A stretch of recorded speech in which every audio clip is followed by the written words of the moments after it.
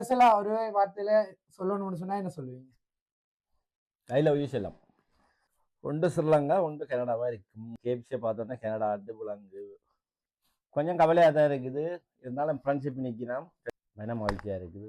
சந்தோஷம். சரி சரி. திருமணமாகி 24 வருஷம். அப்ப இப்ப மதிய காதலோட இருக்கிறீங்களா? கண்டிப்பா. உங்களுக்கும் பாராட்டுகள். நன்றி இப்படி அண்ணா. ஒரு சேவை இருக்கிறது ரொம்ப நல்லது. நன்றி. வணக்கம் அண்ணா. வணக்கம். Happy birthday. நன்றி. நாங்க எம்ஆர் சர்ப்ரைஸ் கிஃப்ட்ல இருந்து வரோம். உங்களோட பேர்? மதிவண்ணன் நடராசா. சரி, உங்களுக்கு எத்தனாவது பர்த்டே இன்னைக்கு? 48 ஆரம்பம். சரி, 48வது பர்த்டேக்கு ஸ்பெஷலா நிறைய கிஃப்ட்கள் வந்திருக்குது. யார்கிட்ட இருந்து வந்திருக்கு மட்டும் கெஸ் பண்றீங்க? ஒன்று ஸ்ரீலங்கா, ஒன்று கனடாவா இருக்கும். சரி, எடுத்த வச்சுக்கே ஸ்ரீலங்கா கனடான்றீங்க. சரி, ஸ்ரீலங்காவில யார் இருக்கிறாங்க, கனடாவில யார் இருக்கிறாங்க? ஸ்ரீலங்காவில இந்த மகனும் மனைவியும் இப்போ போனவே அவையெல்லாம் இருக்கலாம். ஓகே. தங்கச்சி இருக்கு, அம்மா இருக்கு, அக்கா இருக்கு, நிறைய பேர் இருக்கும். நிறைய பேர் இருக்கு. ஆக ஒட்டுமொத்தமா பொதுவா சொல்லிட்டு போக கூடாது. இருந்தாலும் மனைவியா இருக்கும். மனைவியா இருக்குமா? சரி, அவங்கள விட வேற யார் இல்லாம அனுப்பி இருக்கலாம்? அங்கே ஸ்ரீலங்கால இருந்தா ஸ்ரீலங்காவாகவும் இருக்கலாம், பிரான்ஸாகவும் இருக்கலாம், வேற வெளிநாடுகளாக கூட இருக்கலாம். பிரான்ஸ்ல தம்பி இருக்கிறார். தம்பின்ற பேர் நடராசா மதிநாதியன். ஓகே. அதை விட வேற யார் அனுப்பி இருக்கலாம்? மச்சன் மாதிரி இருக்கணும். சரி, ரொம்பவே யோசிச்சு கொண்டு போறீங்க. ஃபர்ஸ்ட்டுக்கு வந்திருக்க கிஃப்ட் ஒன்று பார்ப்போம். என்ன நிறைய பேர் இருக்கணும். வேற சரி, ஃபர்ஸ்ட்டுக்கு நாங்கள் கிஃப்டை பார்த்துட்டு யோசிப்போம் யார் அனுப்பியிருப்பாங்கன்னு சொல்லி. ஓகே. கேப்சியை பார்த்தோன்னா கனடா ஆட்டு புலங்கு. சரி, உங்களுக்கு முதலாவது கிஃப்டா வந்திருக்குது. என்னவா இருக்குமென்று கெஸ் பண்றீங்க? பிடிச்சி பார்த்தா தெரியும். ஒரு டிஷர்ட்டா இருக்கும்னு நினைக்கிறேன். டிஷர்ட் யார்கிட்ட கேட்டீங்களா? டிஷர்ட் விருப்பம் கேட்டு கிஃப்டா தர சொல்லி ஏற்கனவே அங்கே எந்த முதலாளி எல்லாம் பண்ணி தந்தா சைடில் இருக்குது.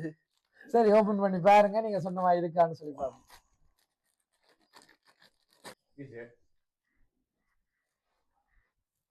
சரி, நீங்க சொன்ன மாதிரி டிஷர்ட்டே வந்திருக்குது. எங்களுக்கே இப்ப டவுட்டா இருக்கு. சில வேளை உங்களுக்கு சொல்லிட்டு எங்களை சர்ப்ரைஸா யாரும் அனுப்பி இருப்பாங்க. ஒரு காலம் இல்லை, சீரியஸா இல்லை. சரி, இப்ப சொல்லுங்க, யார் அனுப்பி இருக்கலாம்? உங்களுக்கா ஸ்பெஷலா நிறைய கிஃப்ட் வந்திருக்கு. அது மட்டும் இல்லாம கூடுதலா இந்த மனைவி தான் எடுக்கிறவா. மனைவி தான் எடுக்கிறவா? அப்போ அக்கௌண்ட் எடுத்து போட்டுருக்கேன். சில வேளை நீங்க போட்டிருக்க உடுப்பை பார்த்துட்டு உங்களை விரும்பக்கூடிய ஒரு ஆள் இப்படித்தான் இவர் போடுவாருன்னு சொல்லி கெஸ் பண்ணி அனுப்பி இருப்பாங்களா? அது மட்டும் இல்லாம இந்த பர்த்டேல ஸ்பெஷலா என்னன்னு சொல்லி பார்த்தா உங்களுக்கு 2 கேக் வந்திருக்கு. ஒரே பர்த்டேக்கு வந்து 2 வகையான கேக் கொடுக்க சொல்லியிருக்காங்க. ஸோ உங்களுக்கே ஆச்சரியமா இருக்கு. அவ்வளோத்துக்கு அன்பு பாசம் வச்சுக்கிறது யார்? நம்ம வந்து எல்லாரோட நல்ல மாதிரி தான் பழகணும். ஓகே. எல்லாரோட அன்பா பழக ஃப்ரெண்ட்ஷிப் அனுப்பி இருக்கலாம். சரி, ஃப்ரெண்ட் ஆகலாம் அனுப்புறேன்னு சொன்னா யார் அனுப்பி இருக்கலாம்? குறிப்பிட்டு சொல்ல போனா ஃப்ரெண்ட்ஷிப் பொதுவா சொல்லாம தனி ஒரு ஆளை சொன்னா யாரா இருக்கு? நிறைய ஃப்ரெண்ட்ஷிப் பேர் சொல்லவே இல்லை. அப்படி எனக்கு ஃப்ரெண்ட்ஷிப் அதுலயும் ஒரு ஆள் குறிப்பிட்டு சொல்ல போனா யார் அனுப்பி இருக்கலாம்? சில பேர் கூடி அனுப்பி இருக்கலாம். அவருடைய பேர் ராஜா. ராஜா. வேற யாரா இருக்கு? சரி, உங்களுக்கு ரொம்பவே பிடிச்ச ஒரு பொருள்ல கிஃப்ட் அனுப்பி இருக்கிறாங்க. ஸோ அதை ஓப்பன் பண்ண வேண்டாம்னு சொல்லியிருக்காங்க. இருந்தாலும் நாங்கள் இந்த இடத்துல தாரோம். ஓப்பன் பண்ணாமல் நீங்கள் பிறகு அனுப்பினாக்களுக்காக பார்த்துக்கொள்ளுங்க. ஓகே.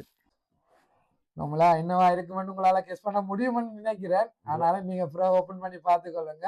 உங்களுக்காக ஒரு விஷயமே பார்த்து செஞ்சிருக்கிறாங்க. 24 வருஷமா இருக்கு, இல்லை 12 வருஷமா இருக்கு. ஓகே. சரி, இப்போ சொல்லுங்க, யார்கிட்ட வந்திருக்கு? சில வேளை உங்களோட லைஃப்ல உங்களோட வாழையில போயிட்டுன்னு சொல்லி யாரும் மிஸ் பண்ணி ஃபீல் பண்ணி அனுப்பி அப்படி சான்ஸ் இல்லை. சான்ஸ் இல்லையா? எல்லாரும் என்னோட சில வேளை உங்களோட லைஃப்ல நீ இல்லாம உங்களோட வாழையில போயிட்டுன்னு சொல்லி உங்களை ஒரு சைடா லவ் பண்ணி பிரிஞ்சு போன ஆக்களா பழைய நினைவுகளை யோசிச்சு பாருங்க. 16 வயசுல இருக்கு, இப்ப 48 வயசு. சில வேளை அது இப்ப கூட நேசிச்சிட்டு இருக்கலாம் இல்லையா? சான்ஸ் இல்லை. சரி, தொடர்ச்சியா வந்துட்டு மிச்ச கிஃப்டையும் பார்ப்போம். சரி, உங்களோட உடல் ஆரோக்கியத்தை பாதுகாக்க சொல்லி ஸ்பெஷலா KFC வந்துருக்காங்க. மடிவா உடம்ப கவனிக்கிறீங்க இல்லையா? மடிவா சாப்பிட்டு சந்தோஷமா இந்த பர்த்டே நாள்ல இருக்கணும்னு சொல்லி அனுப்பி இருக்காங்க. கனடாவில இருந்தா இருக்கலாம். என்னத்துக்கா KFC பார்த்தோன்னே கனடாவை சொல்றீங்க? அங்கிருந்து எனக்கு நிறைய வர்றது. யார் ஸ்பெஷலா கனடாவில் இருக்கிறாங்க? மகள் இருக்கிறா. அதை விட வேற யார் இருக்கிறாங்க? வைஃபின் அம்மா இருக்கிறா. சரி, இப்ப கனடாவில இருந்து வாரது வளமைன்னு சொன்னீங்க. இப்ப அனுப்புறேன்னு சொன்னா யாரா இருக்கு?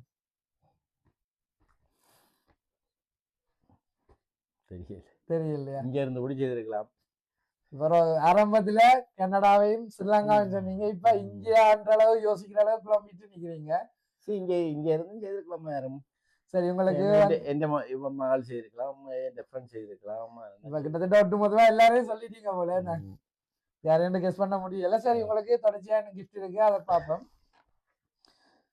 ஹாப்பி பர்த்டே மை லவ் மதின்னு சொல்லி உங்களுக்கு ஸ்பெஷலா பர்த்டே கேக் வந்திருக்குது. சொல்லவே தேவையில்லை, இந்த மனுஷி தான். என்னத்துக்கா கேக்க பார்த்தோன்னே வைஃப் தான்றீங்க? அதுல இப்படித்தான் சொல்லுவா. இப்ப அவதான் என்ன மதியன்னு சொல்லி கூப்பிடுறது அவங்க தானே. அதை விட வேற யாரெல்லாம் மதியன்னு கூப்பிடுவாங்க?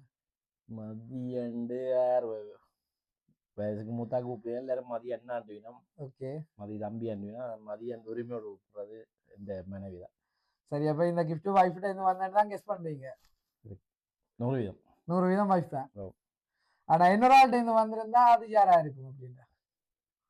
படி தெரியல. சரி, அடுத்த பர்த்டே கேக்கையும் பார்ப்போம். எல்லாத்தையும் சொல்றீங்க, மட்டும் சொல்லு.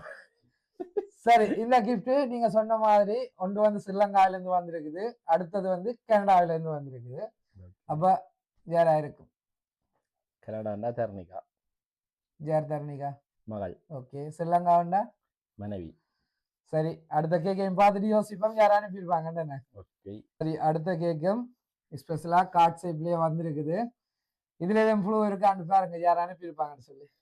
சில நேரம் கனடாவில இருந்து அனுப்பியிருக்கலாம். சரி, கேட்க வடிவா திருப்பி பார்த்தீங்கன்னு சொன்னா தெரியும், அதுலயே இருக்கு. ஹாப்பி பர்த்டே அப்பா மதியன்னு சொல்லி வந்திருக்கேன். சரி, அப்ப இங்க 2 பேர் இருக்கணும், கனடாவில் ஒரு ஆள் இருக்கிறாங்க. அப்ப யார் அனுப்பியிருப்பாங்க? அனுப்பிக்கலாம். ஒன்றுதான். அதுல இருந்து ஒரு ஆள் தான் அனுப்பியிருக்கிறாங்க. கனடாவா இருக்கலாம். கனடாவா இருக்கலாம். அப்படியா? சரி, உங்களுக்காக இந்த கிஃப்ட் எல்லாம் நீங்க சொன்ன மாதிரி உங்களுடைய மனைவி ஸ்ரீலங்காவிலேருந்து கொண்டு, அதே நேரம் கனடாவிலேருந்து உங்களுடைய மகள்கிட்ட இருந்து வந்திருக்குது. முக்கியமா மகள் தான் கேப்சியை விரும்பினவங்க. உங்களோட உடல் நலத்தை பாதுகாக்க சொல்லி நீங்க வடிவா உடம்ப கவனிக்கிறீங்க இல்லைன்னு சொல்லி கொடுக்க சொல்லியிருக்காங்க. எதிர்பார்த்தீங்களா உங்களோட பிறந்த நாளைக்கு இப்படி ஒரு சர்ப்ரைஸ் வருமானு சொல்லி? கண்டிப்பா இல்ல, கண்டிப்பா இல்ல. சந்தோஷமா? சரி, இந்த கிஃப்ட் அனுப்பினவங்களுக்கு என்ன சொல்ல போறீங்க? அனுப்பின எல்லாருக்கும் மிக மிக நன்றி. சரி, இப்ப நீங்க மனைவின்னு சொன்னீங்க, மனைவியின் திருமண வாழ்க்கை வந்து காதல் திருமணமா நிச்சயிக்கப்பட்டதா? காதல் திருமணம். எவ்வளவு காலம் லவ் பண்ணினீங்க?